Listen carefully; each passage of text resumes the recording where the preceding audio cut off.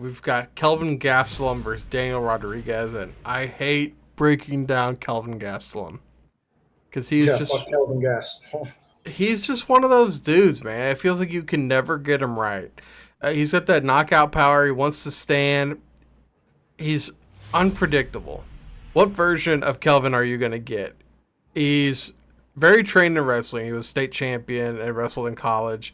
Rear naked choke is he's a specialist at it. He's very, very good. He makes guys tap quick. Look at Daniel Rodriguez. He strikes from range, so he tries to stay out. He doesn't want to stand in the box and bang. He's got all the aspects. He's pretty resilient. He's a veteran. But I think his weakness is grappling. Right now, Daniel Rodriguez is getting 21% of the bets and 21% of the money. So everything's just hanging tight in this fight. Oh, man. Kelvin Gastelum lately, though, 2-3 in his last 5 fights. He's got the reach disadvantage. They're both pretty close in age. And still, I can't believe I'm going to say it, but it's like Bogdan Guskov. I just keep picking against him, and then he just keeps winning these last couple times. I feel like I picked. I don't know. I have to go Kelvin Gastelum. I hate doing it. And I can absolutely see Daniel Rodriguez winning. But if Kelvin can show up like he's supposed to, and he can, I think Kelvin at this stage in their career, I think Kelvin's better than Daniel. What do you think, Bobby? There's an old saying in Tennessee, maybe it's Texas or Tennessee. Fool me once, shame on you. Fool me twice, shame on me. Fool me 3 times, fuck the peace sign, load the chopper and let it rain on you.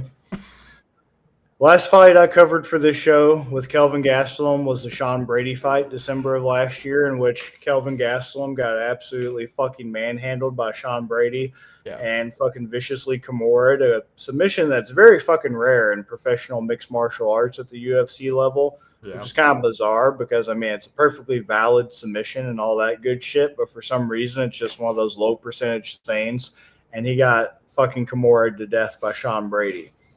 I said after that fight that I am never going to fucking put money on Kelvin Gastelum again. I'm never picking that motherfucker, et cetera, et cetera, et cetera. All the goddamn things that I said after about Kelvin Gastelum. And you know what? I stand by it. I Good stand for by it you. in this case. And here's why I stand by it. Right now, according to DraftKings, here's going to be probably your steal of the week. You're fucking take the money and run like the song. Kelvin Gastelum's a minus 245. Rodriguez is a plus 200. The only conceivable thing I can do fucking Goodwill Hunting math in my head to calculate why in the fuck these odds are so fucky and Rodriguez is a plus 200 right now is simply because this is his first fight back from pissing hot for Osterin. So he had to serve a 6 month suspension for that. That is the only thing that makes sense. Plus, his last 2 fights, he is on a skid. He got Darce choked by Magny 2022. Head kick finished by Machado Gary May of last year. Concerning things, don't get me wrong, very concerning, but also nice that he beat Li Jiangling, pretty decent guy in the division. We've already covered Kevin Lee, even though it was a unanimous decision win. Not impressed. Mike Perry was a decent win. Dwight, Dwight Grant. I almost fucking choked how surprised I was. He beat Dwight Grant, KO punches. That was a very good win back in 2020. Don't know who Gabe Green is. Choked out Tim Means. That was a good debut win. So, yeah, with between the inactivity, between just the unpredictability, between the laziness, that's been one of his biggest things is just lazy, like missing weight. Should truthfully probably be better suited at 170 where he started his career and honestly should have stayed had he been more disciplined with his diet and been in better shape and his workout routines and shit. Moved up to 185 just because of a lack of that discipline, wanting to constantly cheat, not cut weight, etc., all that shit.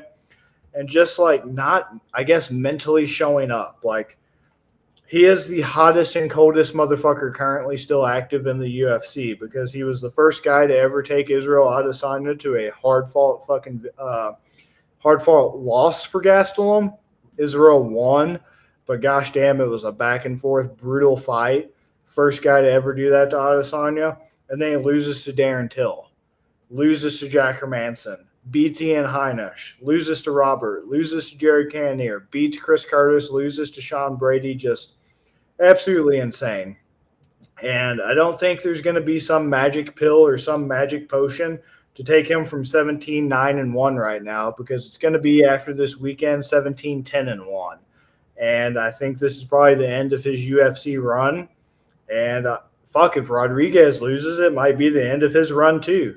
Both of these guys are coming off some pretty nasty skids right now. It's just this is the first skid that Daniel Rodriguez has had in his entire career. This is his first time losing 2 fights back to back. Kelvin Gastelum has found himself in this position multiple times now at this point. As a matter of fact, this is his this is like damn near his 3rd time finding himself in this position. If it wasn't for the Nate Marquardt win and between the Neil Magny loss by split decision and the Tyron Woodley loss by split decision, this would have been the 3rd time Gastelum finds himself in this situation. It's new for Rodriguez. It's not new for Gastelum. And like I said, with odds that fucking tantalizing, cash register noises, a wooga, fucking tongue rolling out of my mouth, Rodriguez money line can't be beat.